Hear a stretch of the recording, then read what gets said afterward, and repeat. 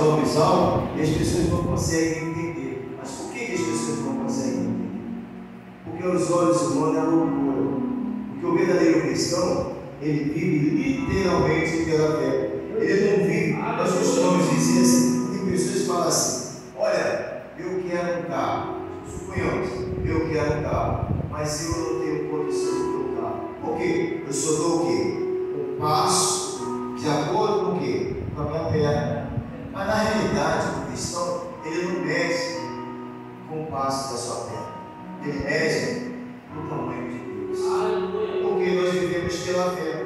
Aquilo que almejamos, se for a vontade do Senhor, entregando a Ele, obviamente, vai acontecer. Por mais impossível que seja, por mais difícil que seja para nós, a nossa condição não chega até lá. Mas se for a vontade do Criador, certamente vai acontecer.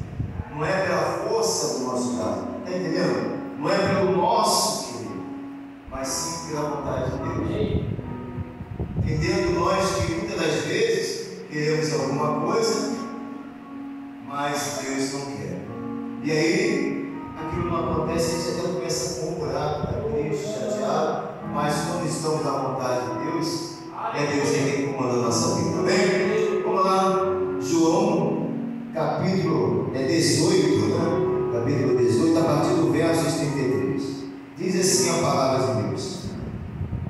Pilatos interroga Jesus.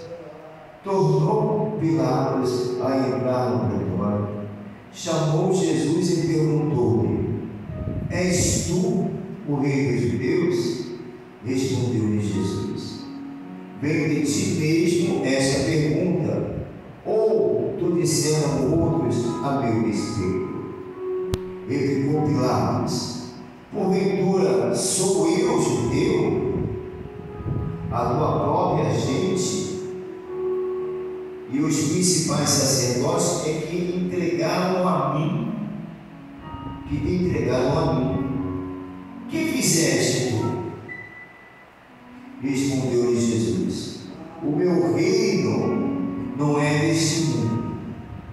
Se o meu reino fosse deste mundo, os meus ministros, olha só, se empenhariam por mim para que não fosse eu entregue aos judeus. Mas agora o meu reino não é daqui. Então lhes disse Pilatos: Logo, tu és reis. Respondeu-lhe Jesus: Tu dizes que sou rei. Eu para isso nasci e para isso vim ao mundo, a fim de dar testemunho da verdade.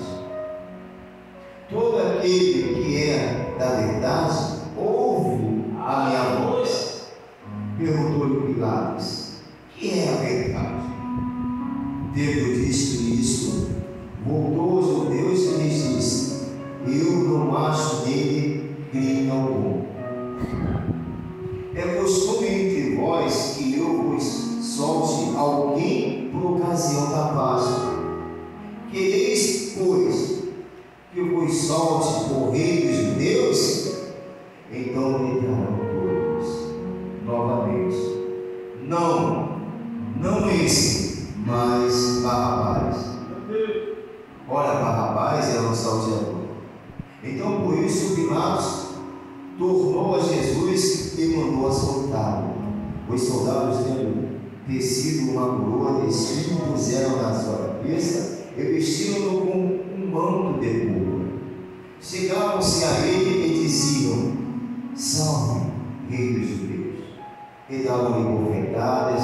Outra vez saiu Pilatos e lhe disse: Eis que eu vou apresento para que saibas que eu não acho nele crime algum. Saiu, pois, Jesus trazendo a coroa de espinhos e o manto de púrpura. Disse-lhe Pilatos: Eis o homem.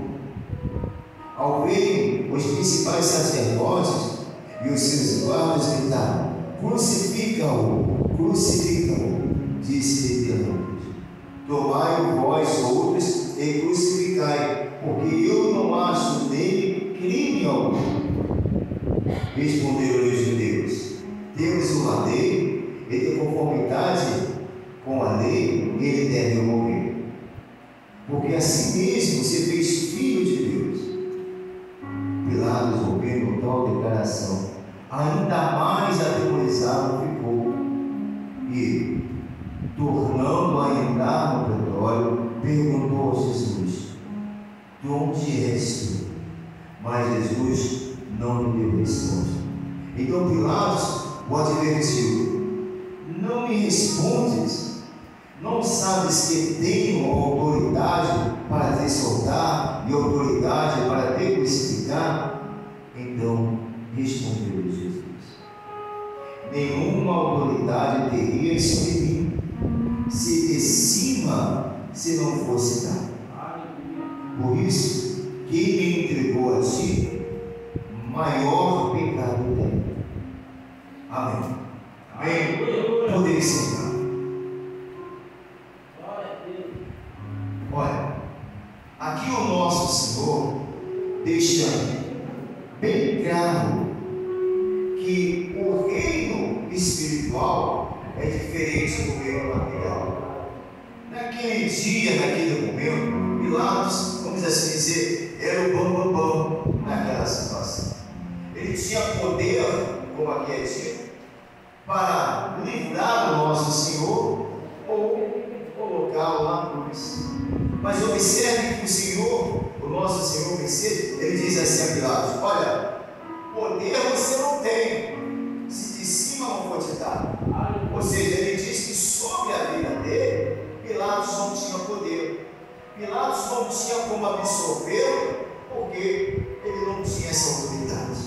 Amém? Porque o poder do mundo que nós vivemos é diferente do poder do mundo espiritual. O mundo material, ele não consegue julgar o mundo espiritual. Está entendendo? O mundo material não consegue adentrar no mundo espiritual. Agora, o mundo espiritual, esse sim, ele consegue adentrar no mundo material, porque o universo foi feito pelo quê? Pelo mundo espiritual. Diga a glória a Deus. O mundo espiritual é aquele que rege todo o universo. Somos movidos pelo sopro da vida, somos movidos pelo Espírito de Deus em toda a terra. Quando nós damos vazão à vontade de Deus na nossa vida, obviamente, contrariamos o quê? A nossa carne. Contrariamos o que? A nossa própria vontade. Temos que obedecer às autoridades, porque elas foram impostas por Deus a julgar o homem. Caso o homem cometa um delito, ele tem o quê? Prestar conta para as autoridades. Mas no mundo espiritual não tem quem possa julgar o homem espiritual. E as coisas espirituais, elas só decidem com pessoas espirituais. As coisas espirituais só são entendidas para quem tem o ouvido espiritual, para quem tem sensibilidade de espírito, para entender o que Deus tem para a igreja. Então, existem dois reinos: o reino material e o reino espiritual. Nós temos que estar firmados qual reino? Em qual reino não devemos estar firmados? No reino espiritual. Amém, pessoal? Nós que servimos a Deus, não podemos servir o quê? A dois senhores. Ou servimos a Deus, ou servimos ao mundo. É ou não é? Sim ou não? É real. Ou eu sirvo a Deus, ou eu sirvo a minha vontade. Ou eu sirvo a Deus, ou eu sirvo a concupiscência da minha carne, que tramita para a morte, que tramita para o pecado que nos leva à morte. Como foi dito pelo nosso pastor, somos pecadores, mas o que não podemos é viver na prática do pecado. Sim ou não? A prática do pecado aborrece a Deus e encobre, ele tanto aborrece a Deus que encobre a visão de Deus sobre a nossa vida. Deus fica impossibilitado de nos abençoar quando estamos no pecado, na prática do pecado. Então entendemos que o amigo do mundo é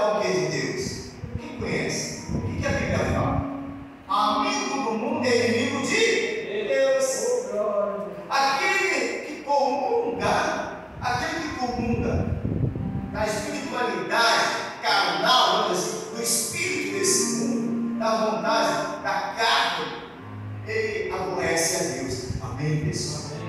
O verdadeiro cristão, ele anda numa retidão do mundo. Ele é o quê? Ele tem que ser a luz do mundo. Ele tem que ser o quê? O sal da terra. Já imaginou um sal em si? Vai fazer uma salada, vai fazer um arroz, um feijão, vai colocar um sal, mas não tem sabor. O que acontece? Não tem sabor. Então nós temos que ser o sal que vai dar sabor à sociedade. O verdadeiro cristão, ele tem que entender que aonde quer que ele se encontre, ele é o sal, ele é a luz do mundo, ele é diferente. Amém, pessoal? Ele tem que ser diferente. Se ele não for diferente, se ele no mundo em si mistura, vivemos no mundo, mas se misturamos com a vontade do mundo sobre a nossa vida, obviamente, não temos diferença nenhuma.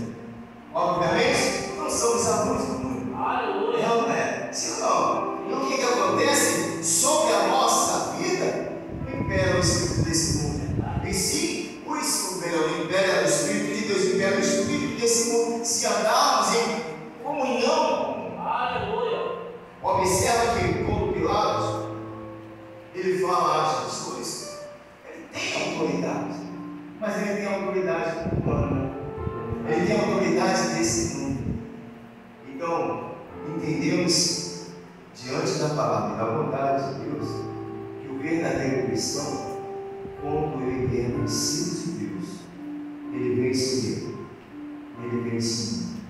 Agora, quando ele não é nascido de Deus, é nascido da carne, ele é vencido pelo mundo. O verdadeiro cristão, ele não tem barreira, porque vai na frente dele o nosso Deus. A nossa guerra não é a nossa guerra, a nossa peleja não é a nossa peleja. Amém, pessoal? As nossas dificuldades não são nossas quando estamos ligados ao Pai, porque ele toma nas suas mãos, ele envia os seus anjos para nos livrar, para nos guardar, para nos dar a vitória, para nos proteger. Mas quando estamos na vontade do nosso braço, não é? Quando estamos na vontade da nossa carne, tomamos atitudes errôneas que nos levam a pecar, que nos levam realmente, ao pecado. Haja visto, a palavra de Deus diz algo que as pessoas muitas das vezes interpretam equivocadamente, que dizem assim: meu irmão, se me empresta aí R$500, que amanhã eu te pago. Aí ele vira e fala assim: olha, o senhor sabe que o senhor é cristão? E a palavra de Deus diz: maldito o homem que confia no homem. Mas ele para por aí. Por que para por aí? Porque traz para ele uma segurança. Ele usa uma coisa erroneamente para justificar o ato que ele não quer fazer. Porém, a palavra não é assim.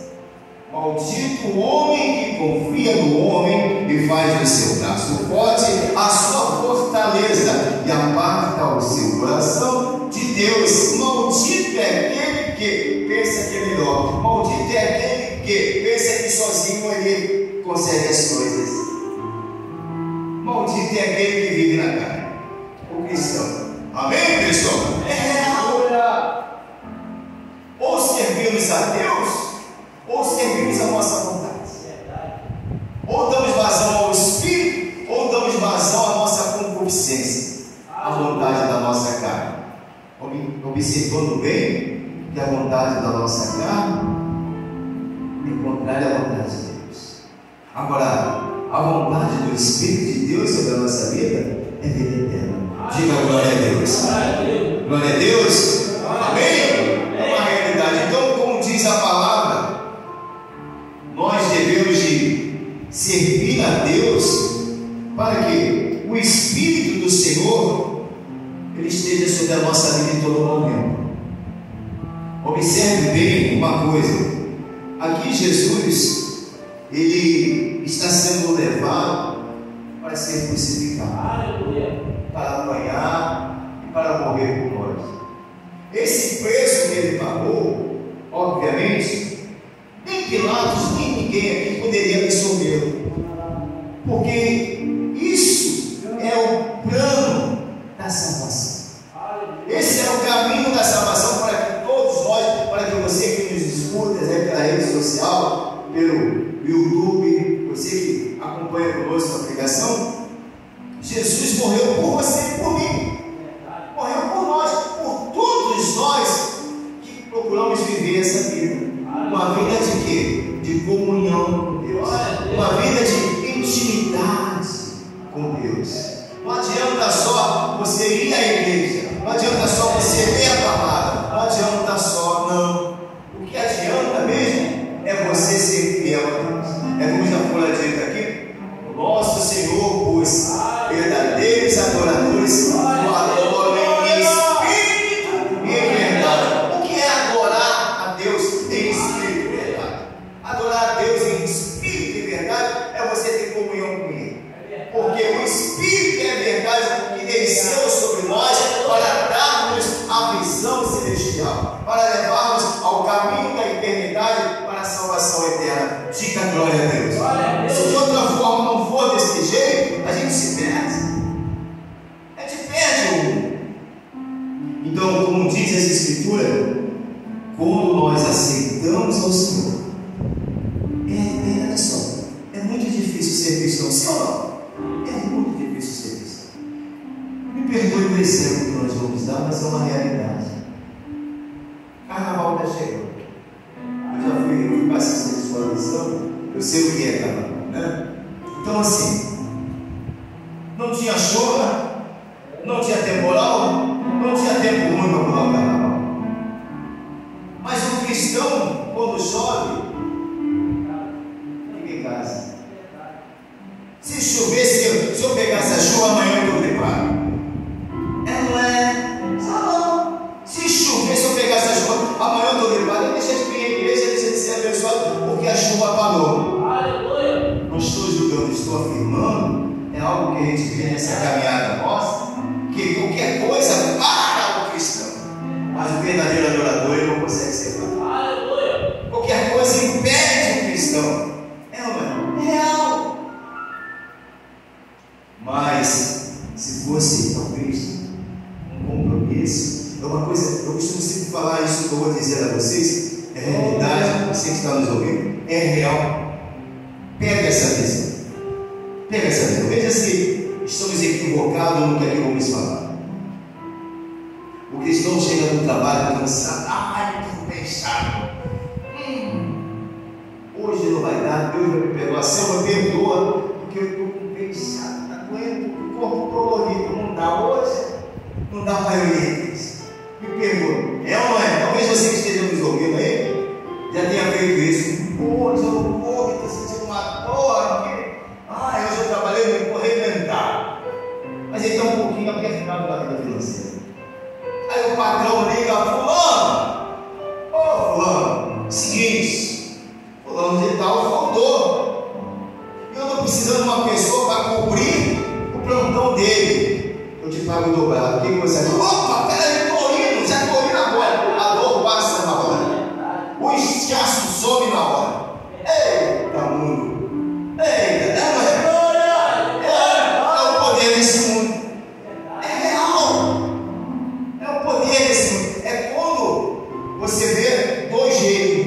Mas o poder desse mundo está mais aguçado na vida do ser humano do que o poder do Espírito de Deus. Porque é como diz a palavra de Deus: muitos são chamados, mas poucos são escolhidos. Está lotado, mas escolhido mesmo é muito pouco. É uma realidade. É a verdade da palavra de Deus. Amém, pessoal? Diga graças a Deus.